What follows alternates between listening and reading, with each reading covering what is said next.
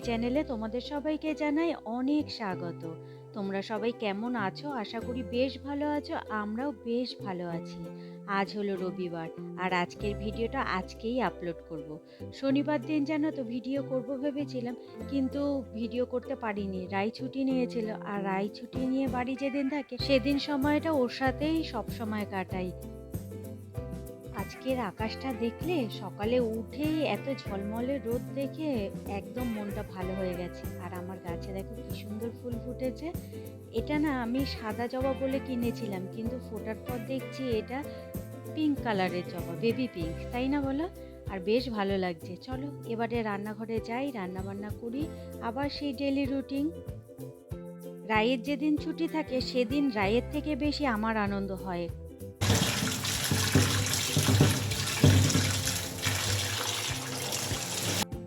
আর কারণটা কি বলো তো?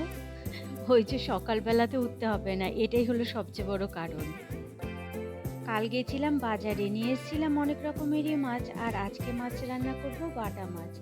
বাজার থেকে মাছ আনার পর ধুয়ে টুয়ে পরিষ্কার করেই ফ্রিজে রাখি, কিন্তু তবু ফ্রিজ থেকে বের করার পর একটুখানি ধুয়ে নিই। এরপর নুন হলুদ ভালো করে মাখিয়ে নিলাম। চলো এবারে রান্নাটা বসিয়ে দিই। ভাত বসিয়ে দিয়েছি এক পাশে, আরেক পাশে মাছটা বসাবো। তেলটা গরম হয়ে যাওয়ার পর তেলের মধ্যে দিলাম অল্প একটু লবণ। তোমাদের একটা ভালো টিপস দিই, মাছ ভাজার সময় তেলটা ভালো করে গরম করে অল্প একটু লবণ দিয়ে দেবে, তাহলে কোনো মাছই আর কড়াইতে লাগবে না, মাছটা ভাজাও ভালো হবে।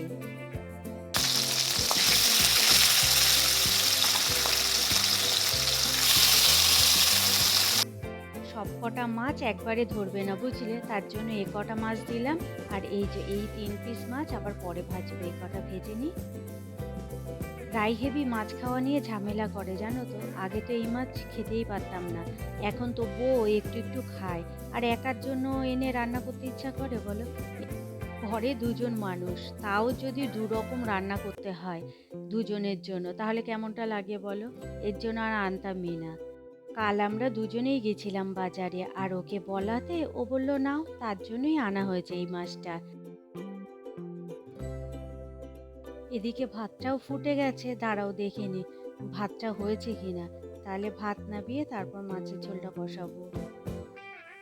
হ্যাঁ, ভাতটা হয়ে গেছে। দাঁড়াও এবার ভাতটা নামিয়ে নি। ভাতটা ওইদিকে উপর দিয়ে দিয়েছি, আর এদিকে মাছ ভাজাটাও আমার হয়ে গেছে।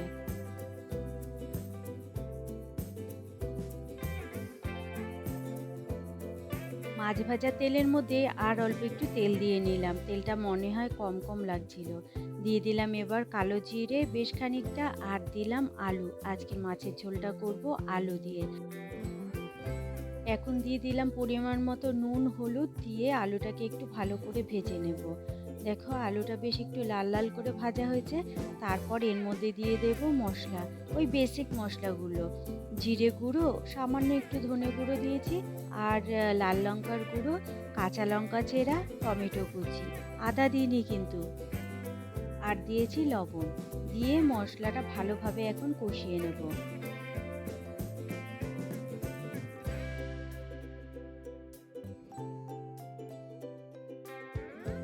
এই দেখো মশলাটা দিয়ে ভালোভাবে তেল ছেড়ে গেছে, মশলাটা কষানো হয়ে গেছে। আমি একটু গরম জল বসিয়েছিলাম এই মাছের ঝোলে দেবো বলে। যে কোনো রান্নাতে না আমি একটু গরম জল দেওয়াই পছন্দ করি। গরম জল দিলে না তার স্বাদটা একদমই আলাদা হয়, আর দেখবে ঠান্ডা জল দিলে তার স্বাদ আলাদা হয়। এর জন্য না আমি গরম জল করেই একটু দিই। মাছটা দিয়ে দিলাম, ঝোলটা যেই ফুটে গেছে তারপরে একটা জিনিস খুব মিস করছি, কি বলো তো? ধনেপাতা। এই মাছে যদি একটু ধনেপাতা দেওয়া হতো না, দারুণ লাগতো খেতে। এমনিতে এই মাছটা এইভাবে খেতেও খারাপ লাগছিল না, বেশ ভালোই লাগছিল, কিন্তু এই যে ধনেপাতা দিলে একটু স্বাদটা আরো ভালো হতো। আর কি ভালোর তো শেষ নেই, যতটা ভালো করা যায় আর কি। এই দেখো মাছের ঝোলটা নামানোর পরই গরম গরম তোমাদের দেখিয়ে দিলাম, দেখো তো কেমন লাগছে। চলো এবারে রায়ের খাবারটা বেড়ে নিই। ওকে 2 পিস মাছ দিয়ে ঝোল আলু দিয়ে দিয়ে দেবো। আর ভাতটা দিয়ে দেব। ব্যাস এই আজকের রান্না, এক পদই কিন্তু। আজকে কিন্তু আর কোনো কিছু করিনি। বেশিরভাগ সময় আমার ঘরে কিন্তু এক পদই রান্না হয়। একের বেশি একটু কমই হয় আরকি।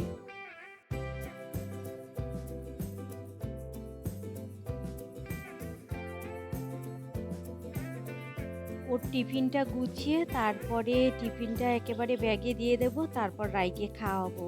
প্রতিদিনই জানো তো আমার এই ডিউটিটা থাকে। এই টিফিন গুছিয়ে ব্যাগে রাখার পর তারপর ওর খাবারটা নিয়ে একবারে ওকে খাওয়াতে থাকি।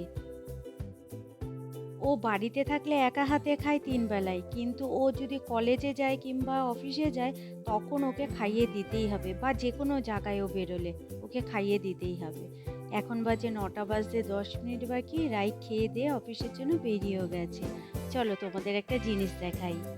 কালকে বলেছিলাম না, কালকে না এর আগের দিনের ভিডিওতে বলেছিলাম না, ফ্রিজে জিনিস রাখার জন্য একটা স্টোর বক্স অর্ডার করেছিলাম। এটাই সেই স্টোর বক্সটা এসে গেছে। আমি আবার গুছিয়ে এর মধ্যে জিনিসও রেখে দিয়েছি। দাঁড়াও তোমাদের দেখাই।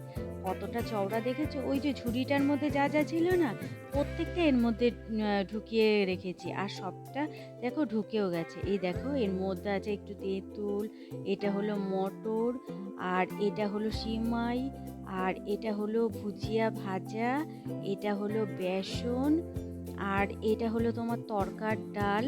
প্রতিদিন খাওয়া হয় না তো এর জন্য এর মধ্যে রেখে দিই। এটা হলো গোবিন্দভোগ চাল, এটা হলো পাস্তা, আর এটা হলো মুগের ডাল। আর কি যেগুলো প্রতিদিন খাওয়া হয় না সেইগুলোই এর মধ্যে রাখা রয়েছে, তাতে ভালোও থাকবে। আর দেখো কতখানি জায়গা সব ধরেও গেছে।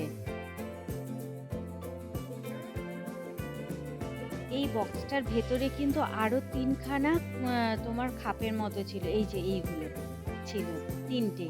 আর এর মধ্যে আমি কুচকাচ জিনিসগুলো রেখে দিয়েছি। দুধের প্যাকেট, দইয়ের প্যাকেট, এইসব ছোট ছোট কৌটো এরকম ৩টে ওই বক্সের ভেতরেই ছিল। আমি বক্সটা ফাঁকা করে পুরো ওই ৩টে এখানে রেখেছি, আর বাদবাকি বক্সটা পুরো ফাঁকা করে ফেলেছি। আর এই যে ফ্রিজটা পুরো এইভাবে এখন গোছানো, জায়গা কত হয়েছে দেখো। আজকের আকাশটা দেখে একটা কথাই মনে পড়ছে, পুজো আর বেশি দেরি নেই, চলে এসছে দোরগোড়াতে। আকাশে দেখো কি সুন্দর মেঘ ভেসে বেড়াচ্ছে।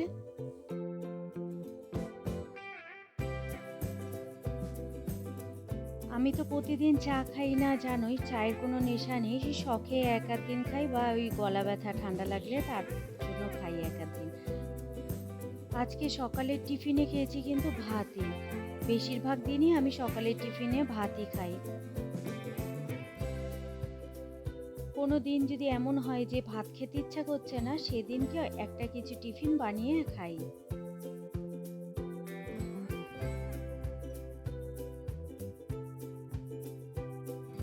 তোমাদের সাথে গল্প করতে করতে দেখো আমার কিন্তু বাসন মাজা সবকিছুই হয়ে গেছে। এখন শুধু গ্যাসটা মুছবো, রান্নাঘরটা পরিষ্কার করে তারপর যাবো ঘরের কাজ করতে।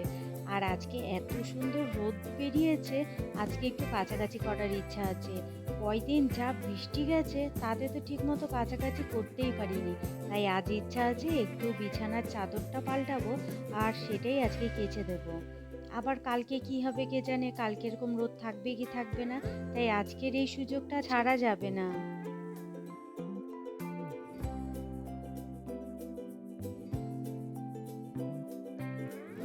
আমার রান্নাঘরে যেহেতু চিমনি নেই, আর ওভেনটাও জানালার ঠিক উল্টো দিকে, এর জন্য তেল কাজটাও হয় খুব। দেখো রান্নাঘর পুরো পরিষ্কার করে নিয়েছি। এবার চলে এলাম ঘরে, বিছানার চাদরটা এখন বদলাবো।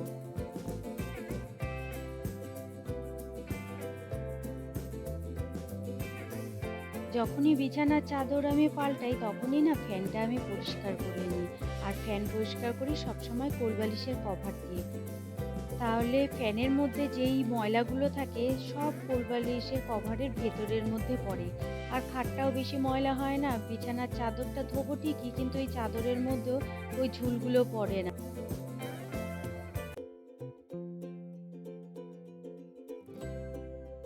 প্রথমে ভেবেছিলাম জানো তো বিছানার চাদর বালিশের কভার টভার এগুলোই কাচবো আর বেশি কিছু কাচবো না, কিন্তু পরে আমি আমার 4টে নাইটি, তারপর বিছানার পাশে যেই টেবিলটা দেখছো ওই টেবিলের কভার এগুলো সব কেচেছি।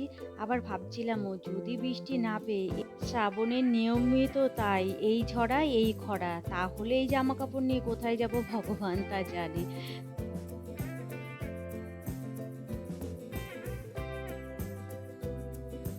বিছানার ওপর যে কালো আর লালের মধ্যে চাদরটা পাতা, এটাও কিন্তু তোমার বিছানায় যেই ম্যাট্রেসটা পাতা রয়েছে ওইটার কভার। ওটা দুটো বিছানার চাদর একসাথে সেলাই করে ওটা কভারটা ভরে দিয়েছিলাম। আর ম্যাট্রেসটা কিন্তু অনেক দিনের পুরনো, তাই একটু ছিঁড়ে ছিঁড়ে গেছিলো। তার জন্য ওটা না আমি দুটো বিছানার চাদর একসাথে করে কভার দিয়ে রেখেছি। বিছানার চাদর পেতে একেবারে পরিপাটি করে নিয়েছি, দেখো তো কেমন লাগছে।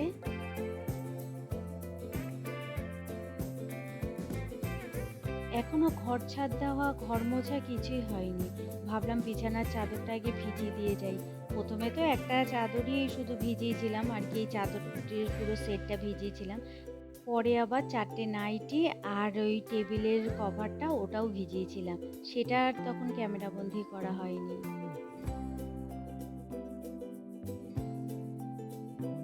এগুলো সব ভিজিয়ে রেখে তারপরে আমি ঘর ঝাড় দিয়ে ঘর মুছে স্নানে গেছিলাম। তারপর একবারে কেচে টেচে বেরিয়েছি।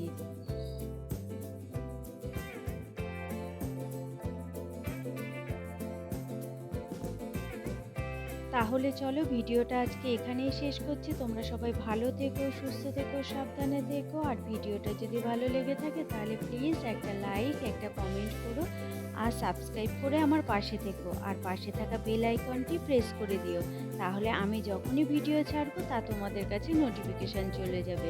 আমি তো প্রতিদিন ভিডিও ছাড়ি না, সপ্তাহে 3 দিন ছাড়ি। চলো আজকের মতো তাহলে টাটা।